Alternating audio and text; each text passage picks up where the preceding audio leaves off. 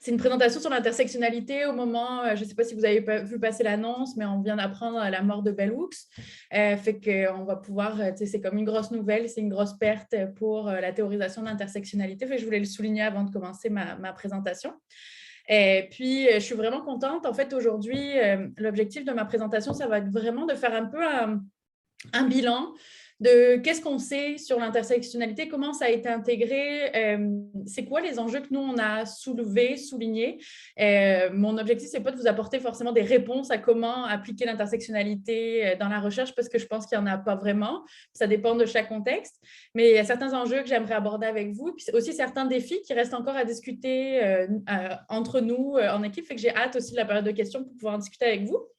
Puis, tout ce que je vais présenter, c'est sûr que c'est le fruit d'un travail de co-réflexion au sein du projet, en fait, que Manon disait, dont le nom est très long, que j'oublie toujours une portion du nom, mais c'est violences sexuelles en milieu d'enseignement supérieur, pistes pour la recherche, la prévention et l'intervention, si je ne dis pas de bêtises. Fait que je vais pouvoir y revenir, puis je vais vous le présenter un petit peu plus en détail, ce projet-là. Donc, dans ce projet-là, il y a 12 co-chercheurs qui y travaillent et 6 milieux de pratique qui collaborent avec nous, et on est aussi une équipe d'étudiantes à y travailler. Donc, je suis vraiment contente de partager avec vous le fruit de nos réflexions. Puis, comme Manon le disait, moi, ça fait 2 ans que je travaille à la chaire, puis j'ai terminé, entre guillemets, j'attends la fin de mon doctorat. Et pour mon doctorat, je travaille sur la politisation des violences sexuelles et reproductives en Amérique latine et sur les actions collectives des femmes. J'utilise aussi une lecture intersectionnelle avec ses limites, puis les limites aussi que ma posture en tant que chercheur blanche du Nord peut apporter quand on s'intéresse à ces questions-là. Alors, je vais partager mon écran pour commencer ma présentation. J'ai tendance à parler un peu vite, donc si jamais je perds des personnes, n'hésitez pas à me faire signe sur le chat. Je vais me rappeler qu'entre 2 phrases, il faut que je respire, sinon vous allez me perdre probablement à la moitié de la présentation, fait que n'hésitez pas à me faire signe. Donc, comme je disais, aujourd'hui, je vais parler des enjeux et des défis de l'intégration d'une approche féministe intersectionnelle dans les recherches qui portent spécifiquement sur les violences sexuelles en milieu d'enseignement supérieur. Fait que dans le cadre de ma présentation, ce que je veux faire, c'est vraiment, en fait, revenir dans un premier temps sur l'ampleur des phénomènes. Je sais qu'il y a beaucoup de personnes qui sont familières avec ces questions-là, mais je voudrais signaler un peu les manques qui existent dans la littérature, qu'est-ce qu'on sait jusqu'à présent, comment ça s'est formé, cette connaissance-là. Puis, comment on peut réfléchir à partir de ça aux besoins d'intersectionnalité dans nos recherches. Dans un deuxième temps, je vais revenir plus concrètement. Je vais faire un petit retour sur, quand on parle d'intersectionnalité, on parle de quoi finalement et comment dans les recherches, cet enjeu-là de l'intersectionnalité est intégré. Puis, je voudrais revenir plus spécifiquement avec des questionnements que nous, on a eus, des solutions qu'on a peut-être trouvées, des pistes qu'on a tirées, des choses qu'on voudrait discuter avec vous. Et je terminerai dans ma présentation avec 3 défis que je relève pour l'opérationnalisation d'une aide féministe. Donc, la première, c'est vraiment son utilisation théorique quand on parle de violence sexuelle. Comment théoriser concrètement cette violence sexuelle-là pour échapper à la dépolitisation, mais aussi à décrocher les violences sexuelles de son aspect politique et historique dans lesquels il s'inscrit. Et puis, je voudrais aussi parler de comment on fait pour construire en fait des espaces féministes solidaires autour de ces enjeux-là. Alors, hop. Donc, pour revenir rapidement, on ne peut pas être à la chaire sans parler des 2 grandes recherches qui ont paru et qui ont permis de situer en fait le phénomène des violences sexuelles dans le milieu de l'enseignement supérieur. Bien sûr, ESIMU et puis PIES en 2020. Donc, ESIMU s'intéressait vraiment au milieu universitaire, PIES au milieu collégial. Donc, on retrouve certains enjeux qui sont assez similaires. Donc, quand on parle de violence sexuelle, on sait qu'une personne sur 3 dans ces recherches-là a rapporté avoir vécu une forme de violence sexuelle qui peut être une forme de harcèlement sexuel, de la coercition sexuelle ou, j'ai un trou de mémoire, mais une forme d'agression sexuelle, dans le fond. On sait qu'une personne sur 3, en général, à l'université, a jamais parlé de la situation à personne. Une personne sur 2 au milieu collégial, puis on sait qu'il y a très, très peu de personnes qui parlent de la situation à l'université. Donc, seulement 10% des personnes, que ce soit dans le milieu universitaire que dans le milieu collégial. Et ce que les recherches ont montré aussi, ces 2 recherches-là d'envergure, on a montré aussi qu'il y avait certaines personnes qui étaient plus à risque de vivre de la violence sexuelle, notamment les femmes, les personnes 2S LGBTQIA+, les personnes autochtones, les personnes en situation de handicap, qui sont plus à risque, en fait, selon les recherches. Alors, ça m'amène à vous parler, en fait, quand on parle de violence sexuelle, il ne faut pas oublier que cette prise en considération, c'est le résultat de mobilisations multiples. Je vous le dis parce que quand on parle d'intersectionnalité, on fait toujours le pont entre pratique de justice sociale puis recherche académique. Donc, c'est important aussi de se rappeler que les gains qui ont été obtenus dans le contexte québécois l'ont été à la suite de luttes féministes, notamment des mobilisations étudiantes féministes depuis les années 80 pour rendre visibles en fait ces formes de violence et qui ont débouché sur un partenariat de recherche et de la recherche féministe partenariale ensuite pour ESIMU. Ça s'inscrit aussi dans un contexte de vague de dénonciation en ligne depuis 2014 avec le mouvement MeToo, agression non dénoncée, plus récemment dit son nom. Et ces enjeux-là, ça a amené à l'adoption de la loi 22.1 que vous connaissez, visant à prévenir et à combattre les violences à caractère sexuel sur les campus des établissements d'enseignement supérieur postsecondaire. Donc, ça a été le fruit d'une longue lutte en fait, pour réussir à faire reconnaître les violences sexuelles comme un enjeu politique et social qu'il fallait prendre en considération.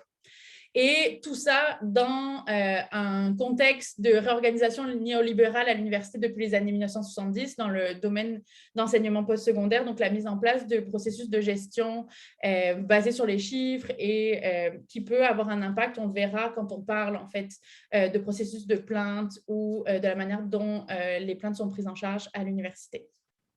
C'est important pour moi de juste ramener le fait que les gains qui ont été obtenus sont le fruit de luttes en fait, qui ont été menées à la fois par des chercheurs féministes, des étudiantes, des syndicats, qui ont permis de rendre visible vraiment cet enjeu-là qui était peu abordé en fait et qui a permis des gains considérables sur le plan législatif et qui reste à analyser. Donc, ce contexte-là, plus large dont je vous parle, ça nous amène au projet partenarial violence sexuelle en milieu d'enseignement supérieur, enjeu actuel pour la recherche, la prévention et l'intervention. Ce projet de partenariat-là, en fait, son objectif, c'est vraiment de comprendre, depuis la mise en place de la loi 22.1, est-ce que les choses ont changé, où est-ce qu'on en est, comment ça se passe quand on parle, en fait, de prise en charge des violences sexuelles dans les universités, plus particulièrement. Fait que ce projet de recherche-là, il est mené dans 8 universités, donc des universités au Québec, en Ontario et au Nouveau-Brunswick. Et il vise 3 axes de recherche particuliers. Le premier, c'est mieux comprendre les enjeux actuels associés à la violence sexuelle en enseignement supérieur. Fait que ce volet-là, en fait, s'appuie sur les récits qui avaient été collectés dans le cadre du projet ESIMU. Fait que dans le cadre du projet ESIMU, c'était un questionnaire, mais il y avait aussi un espace pour laisser des récits, en fait. Et ces récits-là n'avaient pas encore été analysés. Donc, le premier volet du projet analyse ces récits. On a déjà des données de recherche qui ont émergé de ça, notamment sur les raisons pour lesquelles les personnes ont choisi de dénoncer, de signaler ou de ne pas signaler les violences sexuelles vécues. Si vous suivez les réseaux sociaux de la chaire, pendant la campagne des 12 jours d'action, on a rendu public certaines de nos données. On en a rendu pour les personnes en fait, qui avaient choisi de ne pas dévoiler. Bien sûr, on est toujours dans un point de vue féministe, fait que les personnes font le choix qu'elles font, puis on les respecte. Ça, il faut le rappeler. Puis dans le cadre des 12 jours, chaque journée, on a publié une raison. Donc, si jamais ça vous intéresse, vous pouvez aller voir sur la page Facebook ou Instagram de la chaire pour aller regarder en fait les raisons qu'on a collectées à travers ces analyses-là qui ont été menées par ma collègue Issane. Le deuxième volet, c'est celui sur lequel je travaille particulièrement, c'est sur documenter la variabilité des trajectoires de personnes victimes de violences sexuelles à la suite d'un signalement à l'établissement.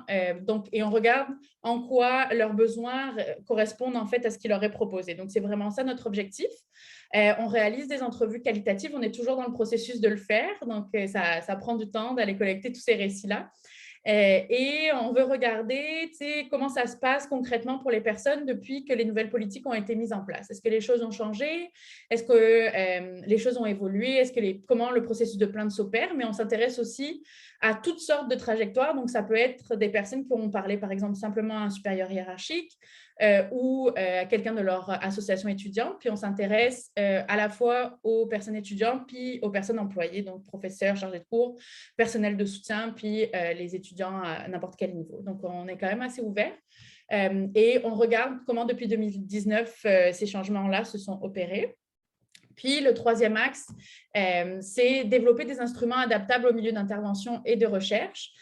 Dans cet axe-là, on est en train de construire en fait des instruments de collecte de données pour mieux saisir en fait d'abord les raisons pour lesquelles les personnes ont choisi de parler ou de signaler à leur université, les raisons pour lesquelles les personnes ont choisi de ne pas signaler. Et on travaille aussi sur la question du consentement sexuel, donc au fur et à mesure.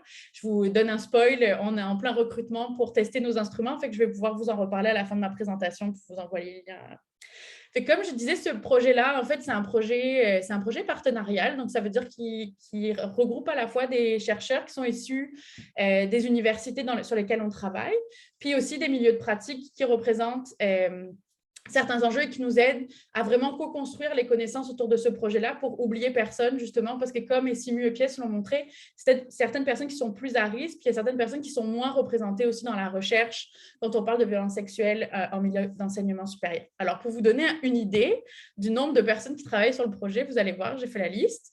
Fait qu'on est quand même assez nombreux et nombreuses. Donc, comme je le disais, 12 chercheurs qui viennent de différentes universités au Québec, en Ontario et au Nouveau-Brunswick.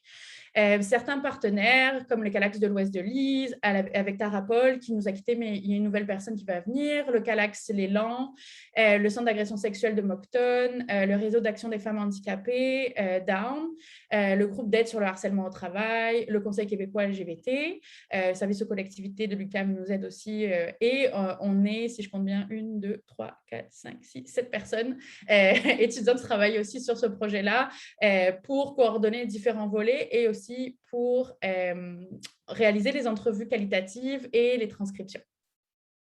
Donc, on est bien contente, on est une grosse équipe, fait qu'on est...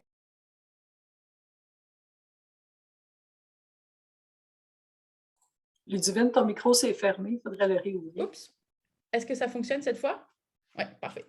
Fait que si je regarde dans la littérature, qu'est-ce qu'on retient? C'est quoi les lacunes qui existent sur les connaissances sur les violences sexuelles? Puis, je m'appuie sur 2 méta-analyses qui ont été réalisées les dernières années pour regarder sur quoi les recherches, sur quoi travaillent les recherches sur les violences sexuelles. Donc, la majorité des recherches s'intéressent aux facteurs de victimisation et à l'impact de la consommation d'alcool et de drogue dans l'expérience des violences sexuelles.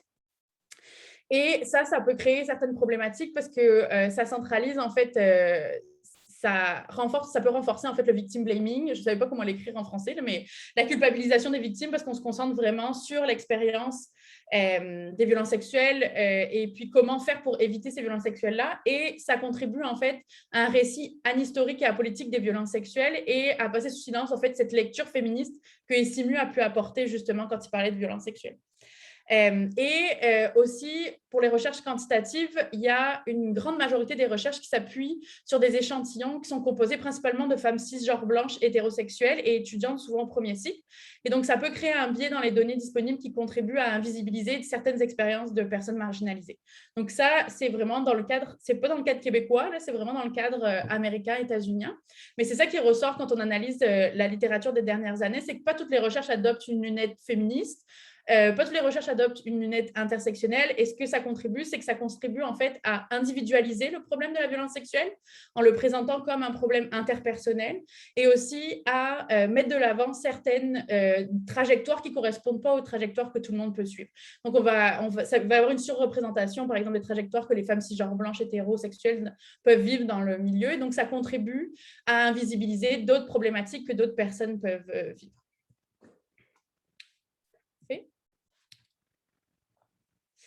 Et dans le fond, je vais revenir juste un tout petit peu en arrière pour ne pas vous perdre. Fait que ce que je viens de vous dire, dans les lacunes des connaissances sur les violences sexuelles qui restent encore, ça montre bien qu'il y a un besoin de comprendre plus spécifiquement comment on peut analyser la violence sexuelle d'un point de vue intersectionnel, c'est-à-dire comment on peut articuler les différents niveaux des rapports de pouvoir et ces différents rapports de pouvoir-là. Ça m'amène à vous parler d'intersectionnalité plus particulièrement. Fait que l'intersectionnalité, c'est quoi? C'est comme une grande question que tout le monde se pose. Je pense qu'il n'y a pas de définition claire de l'intersectionnalité. Puis je pense que c'est correct comme ça aussi de ne pas avoir de définition claire. Fait que l'intersectionnalité, on peut le définir en termes de 3 éléments, comme une remise en question épistémique en fait, des recherches qui ont été menées jusqu'à présent et qui, en fait, présentaient la catégorie femme comme une catégorie monolithique, en fait, qui n'avait pas de tension à l'intérieur de cette catégorie. Et donc, on pouvait regarder les violences vécues par les femmes, par exemple, que c'était la même chose, peu importe où on se situait dans l'échelle sociale. Puis, c'est aussi un outil analytique qui nous permet d'adapter notre regard et d'aller chercher des choses plus pointues qu'on voudrait regarder quand on parle d'imbrication de rapports de pouvoir. Et c'est aussi un outil de justice sociale qui est imbriqué, en fait, dans les luttes sociales très clairement. Fait que si on revient un peu en arrière dans la généalogie de l'articulation des axes d'inégalité, on peut citer par exemple les premiers textes fondateurs comme Cooper, Webb Dubois ou Si j'en ai tous en 1891, que je prononce vraiment très mal à cause de mon accent. Mais c'est le début de l'articulation entre une double identité, en fait, une double conscience en étant une femme et aussi une femme noire dans le contexte des luttes abolitionnistes contre l'esclavage aux États-Unis. Donc, c'est vraiment l'émergence de cette prise de conscience que être une femme blanche, pas la même chose qu'être une femme noire. Donc, il y a comme un croisement des rapports de pouvoir qu'il faut prendre en considération quand on essaye de penser les discriminations. Et de là découle toute une série de réflexions comme menées par le Combahee River Collective, qui vont parler d'imbrication des rapports de pouvoir, puis vont mettre de l'avant en fait les imbrications entre l'identité lesbienne, l'identité de femme et l'identité de personnes afrodescendantes noires aux États-Unis. Bell Hooks aussi, dont je vous ai parlé au tout début, qui va contribuer en fait à définir ce champ-là. Crenshaw, à qui on doit le terme intersectionnalité en 1991. Et aussi tous les travaux de Hill Collins. Puis c'est intéressant aussi de réfléchir à d'autres croisements qui vont s'opérer, comme les féministes Chicana qui existent en même temps, en fait, dans les années 80-90 aux États-Unis. Donc, le féminisme Chicana, c'est le féminisme des femmes, notamment mexicaines, latino-américaines, qui vivent aux États-Unis et qui réfléchissent au croisement de leur identité immigrante qui parle espagnol dans un pays qui parle anglais. Donc, Anzualda y Moraga, par exemple, The Bridge That Called My Back, c'est vraiment un texte fondateur pour essayer de comprendre comment ces différentes identités s'articulent d'abord, mais aussi comment les différentes oppressions auxquelles elles sont soumises s'articulent et font que ce n'est pas la même chose. Donc, il y a vraiment une remise en question. Puis, on peut parler aussi de féminisme décolonial. Donc, moi, je travaille sur l'Amérique latine, fait que je vous ramène quelques auteurs latino-américaines comme Oshi Curiel ou Maria Lugones qui vont travailler vraiment sur l'imbrication entre le genre et le système colonial, donc la colonialité du genre, comment ça s'opère dans un contexte latino-américain de colonisation. Donc, en fait, c'est une double critique. C'est à la fois une critique de l'invisibilité de certaines personnes dans le mouvement féministe, pour les militantes africaines-américaines, par exemple, qui ne se reconnaissent pas dans les luttes féministes des années 80, 70, 80 de la deuxième vague, où on va dire on se sent vraiment invisible, en fait, parce que nous, ce qu'on vit, ce n'est pas juste du sexisme, on vit aussi du racisme à l'intérieur même du mouvement féministe. Et inversement, dans les luttes pour le droit civique, on va dire oui, mais je vis aussi du sexisme au sein de ces luttes-là, fait que comment je fais pour le prendre en considération? Donc, c'est à la fois une critique du mouvement féministe, de la catégorie femme comme un mouvement, comme une catégorie monolithique, en fait, qui ne bougerait pas, qui serait statique pour tout le monde, et en même temps, une proposition épistémique de changer la manière dont on réfléchit aux choses pour montrer, en fait, l'invisibilité de certaines personnes dans les recherches. Donc, je vous le disais, quand je parlais de qu'est-ce qui manque dans les recherches sur les violences sexuelles à l'université, il manque aussi cette finesse et comprendre les expériences spécifiques de certaines personnes qui sont plus à risque d'en vivre. Donc, comme je disais, pas de définition unique et figée de la notion d'intersectionnalité. On parle d'un savoir situé, d'un chantier ouvert. Fait que j'arriverai pas avec une proposition de ce que c'est l'intersectionnalité. On va se le laisser ouvert puis adaptable en fonction des recherches qu'on veut mener. Il y a cependant certains contextes clés sur lesquels je voudrais revenir. Puis, il y a différentes manières. Il y a un différent vocabulaire quand on parle d'intersectionnalité. Patricia Hill Collins va parler, par exemple, de matrice de la domination et de système d'oppression imbriqué.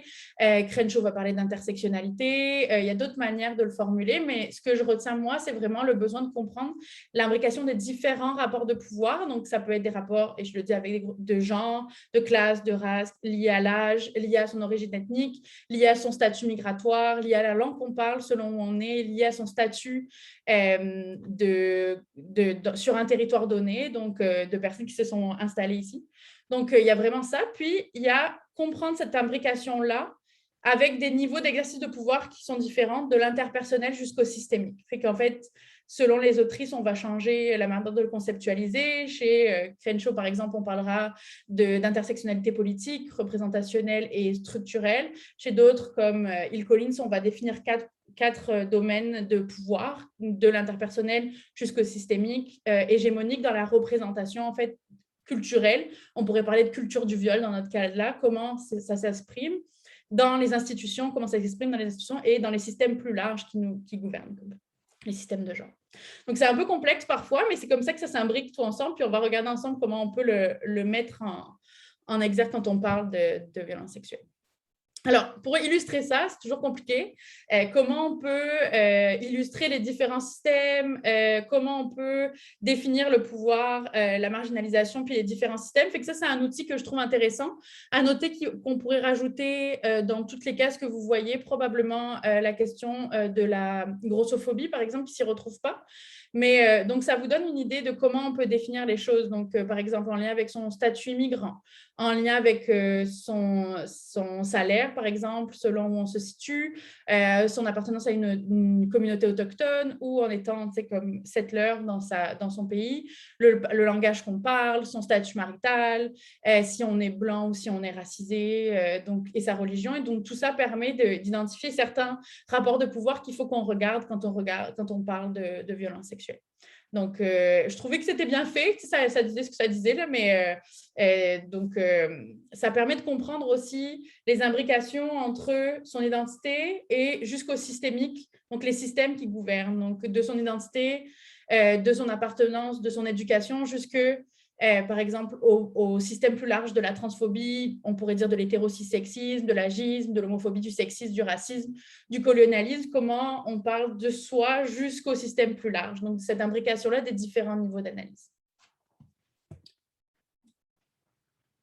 Donc, je me suis amusée à regarder qu'est-ce que les recherches qui parlent d'intersectionnalité et de violence sexuelle documentent le plus, en fait. Et depuis 2014, il y a vraiment un effort qui est fait pour tenter comme de vraiment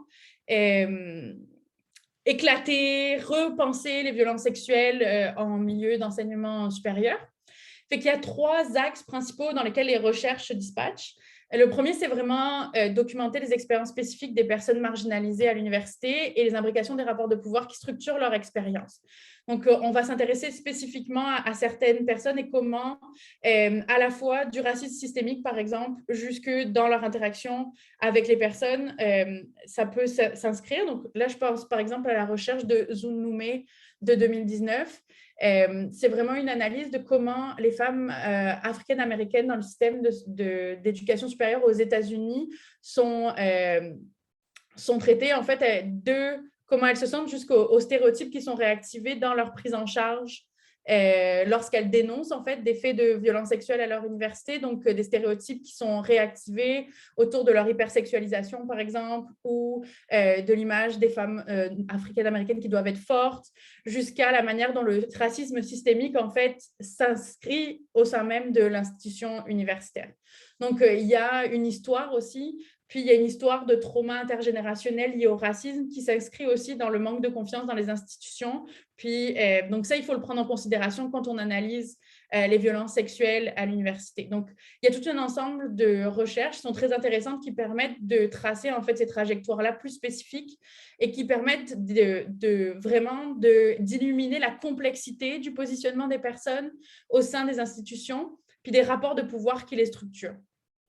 Le deuxième point, c'est vraiment une analyse critique des politiques et des stratégies de prévention mises en place dans l'université. Donc, ça, c'est vraiment à 2 niveaux. C'est utiliser l'intersectionnalité comme un outil critique pour analyser ces politiques-là, donc montrer justement dans certaines recherches comme celle d'Ahmed en 2021, montrer comment les universités est une institution traversée elle-même par des rapports de pouvoir racistes, classistes, sexistes, et j'en passe. Et donc, ça a une influence sur le parcours des personnes qui vont ensuite faire, par exemple, dans son cas, des processus de plainte. Et donc, ce qu'elle montre, justement, c'est que l'institution universitaire n'est pas une institution dans laquelle il ne se pose pas de rapport de pouvoir, mais elle est justement traversée de part en part de ces rapports de pouvoir-là systémiques qu'on retrouve au-dessus. Et donc, il faut le prendre en considération. Puis elle parle aussi de violence institutionnelle, donc comment la violence peut se retourner contre les personnes elles-mêmes qui veulent dénoncer les violences dans leurs propres institutions. Fait comment l'institution elle-même peut reproduire et participer à une certaine trahison institutionnelle des personnes qui veulent dévoiler, par exemple. Colpitts, elle, en 2021, s'intéresse plus à comment les universités vont mobiliser elles-mêmes le concept d'intersectionnalité dans leur propre politique. Fait que là, c'est différent. Donc, on va vraiment regarder comment, dans les politiques, elle s'intéresse au cas de l'Ontario. Donc, comment, dans les politiques des universités, dans le cas de l'Ontario, on va traiter de l'intersectionnalité. Et est-ce qu'elle dit, elle paraphrase Bill Gates, puis je vais me permettre de faire la même chose, c'est qu'il y a une utilisation ornementale du concept d'intersectionnalité. Ça veut dire qu'on va utiliser l'intersectionnalité pour légitimer certaines pratiques, mais on ne va pas l'utiliser pour changer ou transformer les structures de pouvoir au sein même de l'institution. Donc ça veut dire que, par exemple, on va mettre l'accent plutôt sur la représentation de la diversité, par exemple, dans nos programmes de prévention. On ne va pas se questionner sur comment on peut faire pour transformer radicalement les structures qui font que la violence, elle se reproduit à l'université. Donc, il y a comme une espèce d'utilisation qui n'est pas... comment dire, donc qui est approprié et qui perd sa potentialité transformateur, en fait, quand on parle d'intersectionnalité à l'université. Puis les troisièmes recherches, en fait, parlent beaucoup plus d'implication théorique. Donc, comment on peut faire pour mettre en place cette lunette d'un point de vue théorique. Et donc, en fait, pour les propositions d'Armstrong et Macaulay, c'est vraiment remettre le pouvoir au centre quand on parle de violence sexuelle. Donc, c'est vraiment ça l'objectif pour ces présentations-là. Alors, je ne vous vois pas, mais je pense que vous me suivez toujours. Ça va, je ne parle pas trop vite. Je vois juste Manon dans mon écran, fait que pour l'instant, elle n'a pas l'air perdue, fait que ça va. Fait que pour en arriver plus concrètement, je pense que c'est ça qui nous intéresse vraiment. Qu'est-ce qui s'est passé pour nous? Je pense que j'ai sauté. Ouais. Qu'est-ce qui s'est passé pour nous? C'est quoi les enjeux qui sont soulevés? On s'est beaucoup questionné en équipe. On continue à travailler, puis c'est vraiment pas un processus qui est terminé là, sur comment on intègre l'intersectionnalité dans nos projets de recherche, puis comment on fait pour le mettre en place. Donc, j'ai identifié 3 éléments centraux en fait, qu'il faut questionner quand on parle de l'intégration de l'intersectionnalité. Le premier, c'est au niveau théorique. Fait, comment on fait pour conceptualiser la complexité des violences sexuelles en milieu d'enseignement supérieur? Je vous ai donné déjà des pistes qui émergeaient de la littérature que je vous ai présentée. Il y a certaines pistes qui ont déjà été mises en place dans les projets de recherche comme ESIMU, donc c'est vraiment adopter une définition des violences sexuelles d'un point de vue féministe, donc comme un continuum, donc qui commence avec des gestes qu'on pourrait qualifier de banals, des blagues à répétition, puis qui vont jusqu'à l'agression sexuelle, et que tout ça forme un continuum. Et aussi qu'il s'agit d'un enjeu systémique qui découle du patriarcat. Donc, ce n'est pas juste une problématique interpersonnelle, c'est un enjeu politique, dans le fond, qui est le reflet de rapports de pouvoir de genre, par exemple, inégalitaires. Mais aussi, si on adopte une proposition, en fait, une position intersectionnelle, il faut aussi penser comment les catégories sociales entre elles interagissent aussi. Donc, ce n'est pas une seule question de genre, mais c'est aussi une question d'autres rapports de pouvoir que je vous ai nommés quand je vous ai montré la petite roue. Donc, comment ça interagit et comment ça, on peut le définir. Et je reviens sur mes questions des différents niveaux de domination de l'interpersonnel au systémique. Donc, pas simplement penser entre les personnes, par exemple, quand on parle d'interpersonnel, ce qui se passe en termes de rapports de pouvoir entre ces deux personnes-là, mais aussi les rapports de pouvoir qui structurent l'institutionnel, puis les rapports de pouvoir qui structurent aussi le systémique, en fait. Donc, pas oublier que les violences sexuelles s'inscrivent aussi dans des systèmes inégalitaires qui permettent qu'elles se reproduisent. Ça vient aussi avec l'idée de ne pas utiliser des catégories statiques, mais des catégories dynamiques qui sont contextualisables, contextualisées. Le racisme systémique au Québec n'est pas le même que le racisme systémique aux États-Unis. Donc, il y a vraiment quelque chose de remettre toujours en question la centralité du concept et revenir et comprendre que ces rapports de pouvoir-là, ils sont aussi historiques et ils s'inscrivent dans une histoire. Tu sais. Puis, la question de relationnalité du pouvoir. Donc, tu sais, comme le pouvoir, il est partout. Et donc, on le regarde à chaque fois partout. Et puis, c'est toujours important de ne pas oublier certaines catégories et certains axes de discrimination, comme par exemple le capacitisme, dont on entend peut-être un peu moins parler, ou la cis-hétéronormativité. Donc, comment ça s'imbrique. Et parfois, dans les recherches intersectionnelles, on va s'intéresser juste au triptyque genre, race, classe. Puis, mais pas oublier qu'il y a d'autres aussi catégories et systèmes de domination qui doivent être pris en considération quand on parle. Alors, je vous le dis, puis ça a l'air vraiment complexe et que ça l'est. Tu sais, comment faire pour conceptualiser ça? Puis ça veut dire qu'il faut continuer de travailler, continuer à définir, continuer à proposer des nouvelles manières de réfléchir aux violences sexuelles, à leur intégration dans le système, dans l'université néolibérale notamment. Je pense que Sandrine Ritchie était venue faire une présentation plus particulièrement sur ça. Beaucoup de chercheurs. Émilie Colpitz va venir, je vous vends la mèche avant qu'on en reparle pour parler aussi de ces enjeux-là. Donc, c'est toujours recontextualiser, se replacer dans le contexte dans lequel on est et que les violences sexuelles, ce n'est pas simplement entre deux personnes, mais ça reflète aussi un système plus large qui permet que ces violences se reproduisent. Le deuxième point qui est important, c'est au niveau plus épistémologique, épistémique. Donc, c'est vraiment c'est se poser la question, est-ce que les violences sexuelles, c'est un sujet de recherche comme un autre? Surtout les violences sexuelles en milieu universitaire, quand on est nous-mêmes dans le milieu universitaire, donc c'est quand on travaille dans son propre milieu. Donc ça implique un certain nombre d'enjeux qu'il faut expliciter, notamment les privilèges et les biais de recherche qui peuvent exister quand on parle quand on parle en tant que chercheur, par exemple, de violences sexuelles. Donc son propre positionnement, son propre rôle dans l'institution en fait universitaire, et comment ça peut reproduire certains biais de recherche quand on parle de violences sexuelles. Fait que ça, c'est toujours important de l'expliciter puis de conserver ce processus de réflexivité. Puis, il ne faut pas oublier que la réflexivité et puis expliciter ses privilèges, c'est aussi en soi un privilège. Fait que continuer à travailler pour déconstruire, pour pouvoir rendre nos espaces plus sécuritaires. L'autre point, puis ça revient souvent, puis c'est vraiment important, c'est de passer les impacts sur la santé mentale des recherches qui sont faites sur les violences sexuelles. Donc, comment on fait pour créer des espaces sécuritaires, pour prendre soin de soi et puis aussi prendre des autres quand on travaille sur la problématique des violences sexuelles. Fait qu'il y a plusieurs recherches qui ont montré que ça avait un impact sur les chercheurs, les étudiants et étudiantes qui travaillent sur les violences sexuelles. Ça peut provoquer des traumas vicariants, ça peut avoir un impact sur notre santé mentale, sur notre capacité à travailler. Donc, c'est quand même important de toujours se poser la question puis d'affirmer qu'on a besoin d'espaces sécuritaires pour pouvoir faire les recherches qu'on fait. Pouvoir continuer à contribuer, à prendre soin des autres aussi quand on fait ces recherches-là. Ça s'applique à la fois dans les équipes de travail avec lesquelles on travaille, mais aussi avec les personnes avec qui on fait des entrevues. Dans les deux cas, mais je vais y revenir un peu plus après, mais c'est important de se rappeler vraiment cet enjeu-là de qu'est-ce qu'on fait, comment on fait pour prendre soin de soi, pour prendre soin des autres, et pour s'assurer qu'on soit dans des espaces sécuritaires qui nous permettent de vraiment questionner qu'est-ce qu'on fait et où on s'en va. Un des points épistémologiques qu'il faut retenir aussi, c'est vraiment l'existence d'une certaine fatigue de recherche pour certains groupes qui peuvent être sursollicités pour parler notamment des violences qu'elles vivent. Je pense par exemple aux personnes autochtones à qui on va poser tout le temps des questions qui se centrent autour de la violence qu'elles peuvent avoir vécue, ou des personnes de LGBTQIA+. Des personnes en situation de handicap. C'est souvent des personnes qui sont marginalisées déjà puis qui sont sursollicitées pour répondre à des questions sur les processus de violence qu'elles peuvent avoir vécu. Et ça peut renforcer en fait un certain sentiment, une survictimisation, une victimisation de plus en fait, même dans nos pratiques de recherche en fait, qui sont pas simplement, qui s'inscrivent aussi dans une institution. Puis la question que je vous lance, c'est comme réfléchir à la division sociale du travail de care à l'université.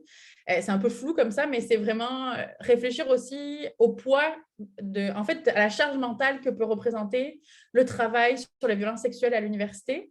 Ça veut dire que, il y a certaines personnes, on le sait, qui, en fonction de qui elles sont, vont être plus sollicitées, par exemple, pour les étudiants.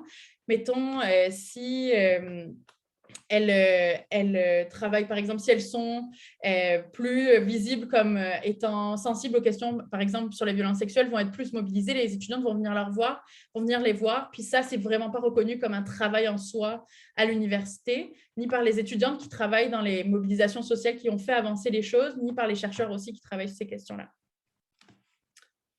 Puis, donc, pour illustrer ça, je voulais vous parler de la formation qu'on a mis en place. Manon a parlé aussi des webinaires qu'on avait organisés. Fait que quand on a décidé qu'on allait faire des entrevues, c'était important pour nous qu'on garde comme dans notre tête ces enjeux-là de comment on faisait pour s'assurer de prendre soin des autres dans ce processus et de prendre soin des personnes avec qui on allait parler. Fait qu'on a mis en place une formation qui a duré 15 heures, qui était en 3 parties, en fait 4. La première partie, c'était vraiment une série de webinaires à laquelle les co-chercheurs du projet, mais aussi les milieux de pratique ont participé en fait pour permettre de documenter et puis de réfléchir collectivement aux spécificités vécues par exemple par les personnes des communautés de LGBTQIA+, des personnes en situation de handicap, des personnes racisées. Donc, c'était important pour nous aussi de réfléchir comme aux spécificités que ces personnes pouvaient vivre et aux conséquences très concrètes que les violences sexuelles pouvaient avoir dans leur vie pour les avoir en tête quand on allait faire nos entrevues. On a aussi inclus, donc la deuxième partie, c'était un atelier plus métho sur comment faire de la recherche, comment faire de l'écoute active. Puis ça, c'était important aussi de former à l'écoute active féministe. Donc, comment, en tant que recherche, dans nos recherches féministes, on pouvait écouter les récits de violence aussi. Donc, c'était important de se rappeler de ça. Puis, la troisième partie, c'était vraiment un atelier où on a parlé en fait de la grille qui avait été mise en place, puis de nos craintes, de nos besoins, de qu'est-ce qui nous faisait peur, de comment on pouvait créer dans notre groupe, on est 4 à faire les entrevues, comment on pouvait créer comme un espace dans lequel on pouvait se parler vraiment si ça allait pas. Puis moi, dans ces entrevues-là, je suis toujours en backup. Donc, s'il se passe quelque chose, les personnes peuvent m'appeler ou sinon j'appelle Manon si c'est moi. Fait qu'on a comme un réseau qui saute de personnes pour avoir toujours quelqu'un en backup pour se parler. Si jamais il y a une entrevue qui ne s'est pas bien passée ou que c'est venu chercher quelque chose chez nous, donc il faut prendre aussi ce temps-là pour réfléchir. Puis, on a inclus des exercices de réflexivité à la fin de chacune des entrevues. On remplit un petit rapport pour expliquer comment on s'est senti. Bon, il y a des points très pratico-pratiques, mais il y a aussi un espace d'auto-réflexion sur est-ce qu'il y a quelque chose qui est venu me chercher? Est-ce qu'il y a quelque chose dans cette entrevue que je pense qui est vraiment important? Donc, comment faire du sens aussi de sa posture dans l'entrevue? Et comment réfléchir collectivement. Donc, c'est ça. Donc, notre but dans la formation, ça a vraiment été en 3 étapes pour graduellement arriver à créer un sentiment de sécurité en fait pour les personnes qui réalisaient les entrevues et s'assurer que même dans ce processus-là, on prenait soin de soi et des autres avec qui on parlait dans le projet de recherche. Des points plus concrets, par exemple, sur la collecte de données, les transferts des connaissances sur lesquels on a travaillé, il y avait vraiment comment faire en fait pour poser les questions pour arriver à laisser la place en fait aux personnes à s'autodéfinir, à s'identifier elles-mêmes et à parler elles-mêmes des discriminations qu'elles avaient pu vivre sans guider, sans vouloir imposer non plus une manière de dire ou de faire. Donc, on a laissé, je ne peux pas vous dire la question parce qu'on continue à faire des entrevues, fait que pour l'instant, la grille, on n'en parlera pas trop, mais c'est vraiment comment faire pour s'assurer qu'on ait accès à ces informations-là sans rendre les personnes inconfortables, sans les revictimiser, mais aussi en laissant cet espace-là ouvert pour qu'elles puissent s'autodéfinir, pour qu'elles puissent parler de ce qui était important pour elles. Il y avait l'aspect des formulaires de consentement à travailler pour s'assurer qu'ils soient compréhensibles, pour s'assurer en fait de respecter le consentement des participantes. On y est allé avec un consentement en 2 étapes, donc un consentement à la fois écrit et verbal pour expliquer vraiment comment la recherche se passait. Puis, il y a un effort qui est fait vraiment pour s'assurer du respect de la confidentialité des personnes, parce que c'est vraiment un gros enjeu quand on parle de violence sexuelle à l'université. Donc, comment faire pour s'assurer que, comme toutes les histoires sont tellement particulières, s'assurer que les personnes peuvent se confier en nous en toute confiance.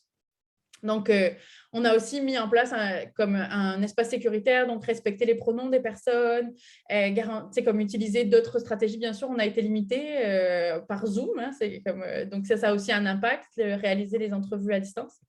On a aussi réalisé des entrevues téléphoniques pour garantir la confidentialité des personnes si c'était nécessaire. Puis, on a demandé systématiquement aussi s'il y avait des besoins spécifiques d'accommodement pour réaliser les entrevues, donc pour s'assurer que comme les personnes étaient dans la meilleure disposition pour la réaliser.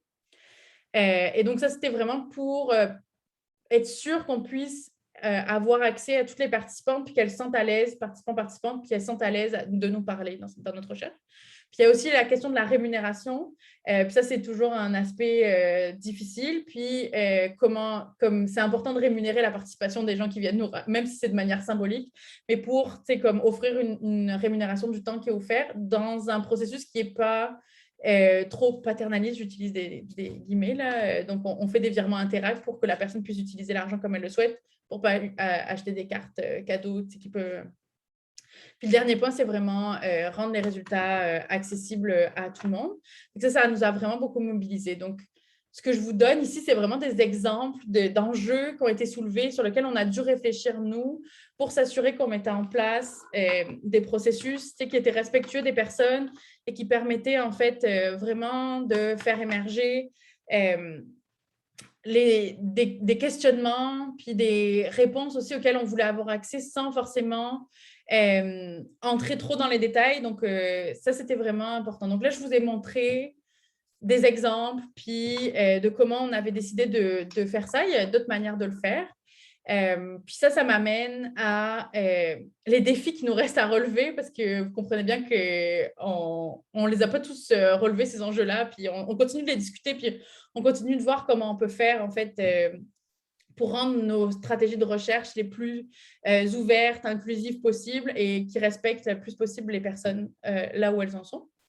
Fait que les défis qui restent à relever, j'en ai identifié 3, puis on pourra en discuter ensemble. J'ai envie de vous laisser une porte ouverte aussi pour voir ce que vous en pensez. Je suis sûre qu'il y a des personnes aussi qui travaillent sur ces enjeux-là, qui travaillent avec cette lunette intersectionnelle-là et qui, elles aussi réfléchissent de leur côté à comment faire pour rendre nos recherches et nos espaces plus sécuritaires. La première, puis je n'ai pas vraiment de réponse, je voulais présenter, mais comment on fait pour avoir une analyse plus complexe des violences sexuelles? Ça, c'est vraiment une analyse intersectionnelle. Comment faire pour représenter, tu sais, comme genre tous les enjeux? Comment faire pour contrer en fait l'individualisation des violences sexuelles et leur dépolitisation? Fait que la dépolitisation, c'est mon dada, je travaille sur la politisation. Fait comment on fait pour toujours remettre ces questions-là dans un aspect plus large, dans les systèmes qui gouvernent en fait les rapports de pouvoir qui traversent nos expériences, comment faire, surtout quand on est soi-même impliqué dans le milieu académique. Donc, c'est à la fois notre milieu, à la fois le milieu sur lequel on travaille, fait comment faire pour articuler la complexité à la fois de l'imbrication des rapports de pouvoir, mais aussi des niveaux d'analyse du pouvoir.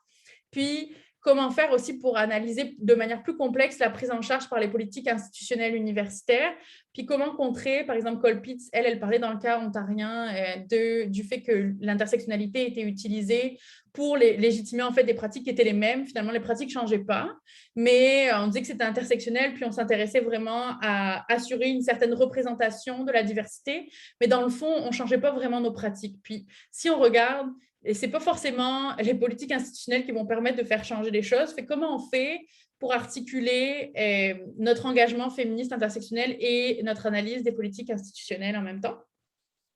Ça, c'est une question ouverte que je vous ouvre, qui reste avec moi, pour laquelle je n'ai pas forcément de réponse. L'autre point que je voulais soulever, puis c'est vraiment la question plus autour de l'intersectionnalité en tant que telle, autour de l'académisation et du blanchiment du concept de l'intersectionnalité dans la recherche. C'est comment on peut faire pour nous-mêmes, soi-même, dans les recherches qu'on fait, dans les privilèges qu'on peut avoir. Par exemple, moi qui suis une chercheure blanche, comment faire pour ne pas contribuer en fait à cette dépolitisation, en fait, au blanchiment du contexte de l'intersectionnalité, donc sa déconnexion finalement des luttes sociales qui existent, qui sont là sur le terrain. Donc, comment on fait pour articuler à la fois cet engagement féministe important à comprendre la complexité des processus sociaux et en même temps ne pas contribuer à invisibiliser les contributions qui sont faites par des chercheurs racisés, par exemple. On pourrait parler de blanchiment cis-hétéronormatif, du concept de l'intersectionnalité. Donc, comment faire pour ne pas invisibiliser les contributions des chercheurs trans, non-binaires, des chercheurs racisés, autochtones, qui travaillent fort pour rendre l'université un espace plus sécuritaire pour tout le monde. Puis comment faire pour, c'est ça, pas dépolitiser ça. Comment faire pour dépasser la question du buzzword, qui avait été soulignée par Davis, fait que je la paraphrase. C'est une question à laquelle j'ai toujours pas de réponse et que je pense qu'il faut quand même adresser et souligner quand on parle de ces questions-là. Puis, à la fin, mon dernier point, c'est aussi une invitation que je vous envoie après 2 ans, puis une invitation collective que je nous envoie, c'est comment on fait pour déconstruire, pour mieux reconstruire nos espaces de réflexion et de solidarité féministe. Comment on fait pour reconstruire des espaces de réflexion qui tiennent en considération des rapports de pouvoir, de hiérarchie qui existent? Comment on peut faire pour contribuer comme à des connaissances qui reflètent vraiment les besoins des personnes sur le terrain, qui reconnaissent le travail invisible qui est fait parfois par certaines personnes. J'ai parlé au début des mobilisations qui existaient, qui ont été portées par des étudiantes, par des chercheurs féministes qui travaillent beaucoup sur ces questions-là, et pour qui ça peut représenter vraiment une charge mentale très forte de devoir toujours lutter puis ramener ces enjeux-là. C'est vraiment une question qui me reste à la suite aussi de mes recherches de doctorat, auxquelles je n'ai pas forcément de réponse. Mais je pense qu'on a toutes et tous besoin de mettre notre pierre à l'édifice pour réfléchir à construire ces espaces vraiment de réflexion, de remise en question parfois, puis c'est correct aussi de se faire remettre en question, puis de solidarité, en fait, qui soit de la solidarité concrète, dans une idée de complicité politique, en fait, entre les personnes qui luttent sur le terrain, puis les personnes qui font de la recherche, comment on allie les deux ensemble. Alors, ça faisait le tour pour moi, pour ma présentation. Je vous laisse avec des très grands questionnements qu'on pourra discuter ensemble ensuite, qui font l'état de mes 2 ans de réflexion à travailler sur le projet de recherche dont je vous ai présenté le travail. Donc, j'ai hâte de voir. Je ne sais pas s'il y a eu des réactions dans le chat parce que je ne vous vois pas. J'ai quelques... Est-ce qu'on passe aux questions ou est-ce que je peux présenter les informations sur les recrutements qui sont en cours? Je pense que tu peux y aller, Ludivine, puis ça va laisser le temps aux gens de penser s'ils ont des questions. si avec moi, ils vont réussir à révolutionner la manière de faire de la recherche engagée. Fait que je vous ai parlé beaucoup du projet, puis concrètement, je voulais vous parler de 2 processus. En fait, on est en période de recrutement à la chaire pour 2 recherches. Donc, la première recherche, c'est celle dont je viens de vous parler. On est en train de tester un instrument sur les raisons de dévoilement et de non-dévoilement à l'université. Donc, pourquoi les personnes choisissent de parler à leur université ou choisissent justement de ne pas le faire. Donc, on cherche des personnes qui ont vécu elles-mêmes des violences sexuelles à l'université et qui seraient intéressées à remplir le questionnaire qui se fait en 2 temps, donc une première fois, puis c'est un test-retest. Le but, c'est vraiment de créer des instruments qui vont pouvoir être à la disposition des milieux de pratique et qui vont permettre aussi d'affiner en fait nos connaissances sur ces enjeux-là qui restent encore à explorer. Puis, le deuxième projet de recherche, c'est de l'équipe Alliance, nos collègues qui travaillent pour un projet de recherche qui s'appelle « Pour une culture de respect, égalité et consentement en milieu collégial », qui est une grande recherche pour les personnes 2S LGBTQIA+, qui n'ont pas besoin d'avoir vécu de violences sexuelles, je pense, à l'université. Non, c'est toute la communauté, dans le fond, au cégep et au collégial, donc qui peuvent répondre à ces questionnaires-là. Donc, quand je vais départager mon écran, puisque la technologie ne me permet pas de faire les 2 choses en même temps, je vais pouvoir vous envoyer les liens vers les appels à recrutement dans le chat. Je vais départager. Ah non. OK, j'ai vendu le spoil pour la programmation, mais je pourrais vous le partager après. Fait que je vois qu'il y a une main levée.